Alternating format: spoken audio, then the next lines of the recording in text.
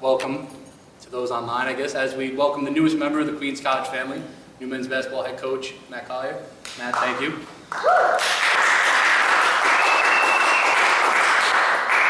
So Matt, why don't you take us through the last couple of days, after kind of, accepting the job and then kind of, heading back home?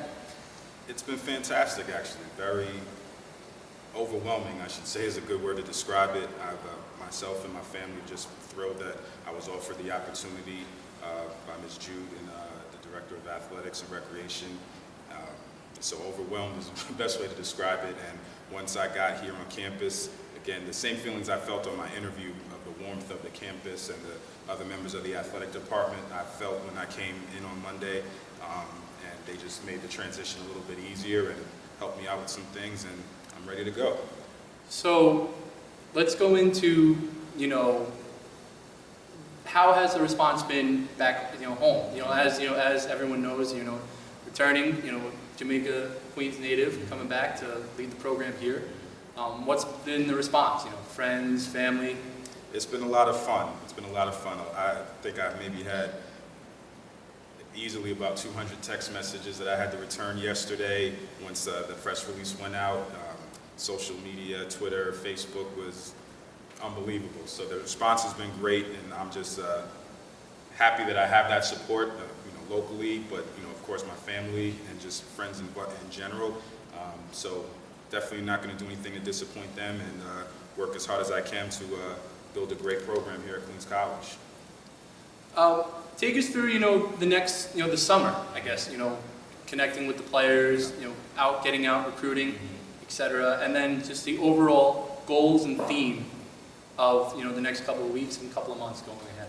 Well, it's a lot, but one of my first priorities was connecting with the players. I did meet them, a few of them, during my interview, and got a little bit of a chance to meet with them, but that was more in a group setting. So actually yesterday I touched base with all of them, and I've been setting up meetings to meet with them either at their home or here on campus, just to get to know them, build a rapport, a relationship with them, start to make the connection to, I'm going to be coaching you in a few months, but first let's build a foundation of trust and respect, and then the basketball will come after that. So that's actually, I have a meeting with one of the players in a couple of hours after this. So that was one of my first priorities, was to make sure that I have a strong foundation with those players, and then it's everything after that. It's scheduling, it's recruiting, trying to fill some roster spots for this next year's team, and then looking towards the future with bringing in recruits that I think exemplify what Queens College is as a college, and that process has begun already. And, so it is a lot, but I'm up to it, and I'm excited about the opportunity and the challenge. What is your vision of the Queens College men's basketball team? Well, Queens College is the jewel of the CUNY system, and it's in the most diverse populated area in the country. It's a great college with a great academic reputation, so that's the type of student athletes that should be coming here. My goal from a recruiting standpoint is to recruit the most academically competitive basketball players in the area. That's my goal, and that'll be the foundation of the program. And then once they get here, it's going to be hard work and earning our success. That's one of the tenets of my program. It's a catchphrase that I've kind of coined with some other people. It's shortened to hard earned, and it comes from work hard equals earned success. And that's going to be the hallmark of my program. So if we come to the games, that's how we're going to break huddles. That's how, there's going to be hard-earned plays that I feel are winning plays that lead to victory on the court. And that's going to be a big thing that you'll hear and see a lot from my team. And that's going to be the focus. So that's the vision, that we're going to bring in young men who are serious academic students and are competitive in the classroom, and also good basketball players that are competitive on the court. And we're going to earn championships at Queens College. They call New York City the Mecca of basketball, both professionally and college basketball. What makes New York City basketball so special? And then how can Queens College tap into these young, thriving New York City players? Well, the population obviously helps with the amount of basketball players that come from the area, but also New Yorkers take it very seriously, and it means a lot if you're a good basketball player in New York. And with that, you also have a lot of strong academic institutions on the high school level, both that are strong academically and strong basketball. And that's where I feel the coach of Queens College needs to direct a lot of his attention, and finding those student athletes who are true student athletes, who are very strong academically, but also good basketball players. And I know that they're out there. And that's going to be my goal, is to identify them early, get them familiar with our great campus and the vision of our athletic department, all the great things we're doing in Fitzgerald Gym and on the campus, show them that. The education speaks for itself, but I will also continue to push that reputation and make sure they understand that. And I know it's a great product to present to those types of student athletes, and that's who I think will be getting to come to Queens College.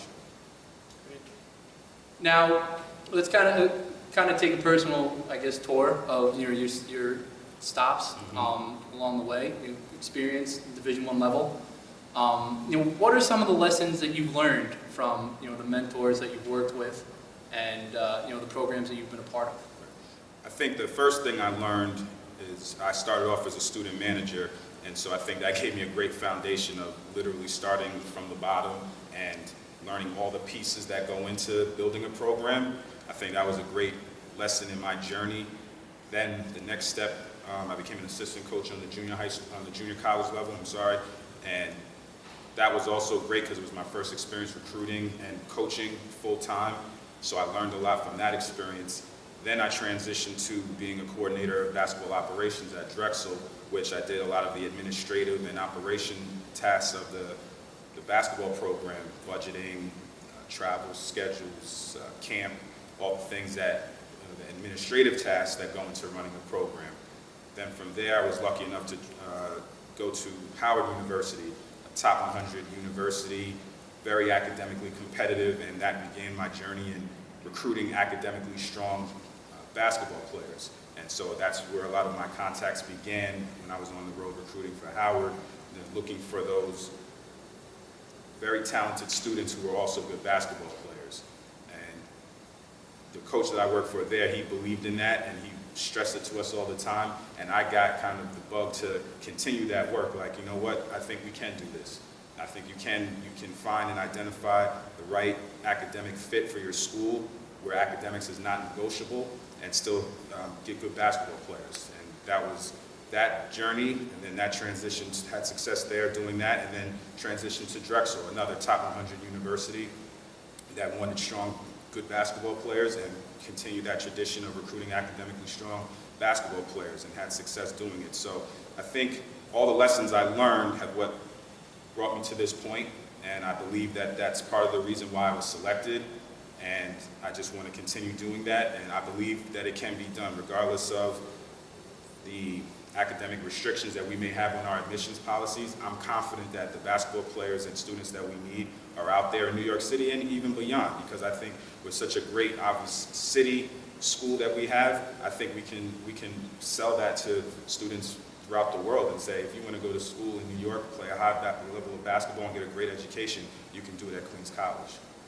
It's important to always wear every hat, I guess, along the way, to prepare yourself for every opportunity that comes forward. Let's kind of talk about philosophy. Are you the type of coach that would rather score 90 points or hold the opponent to 50?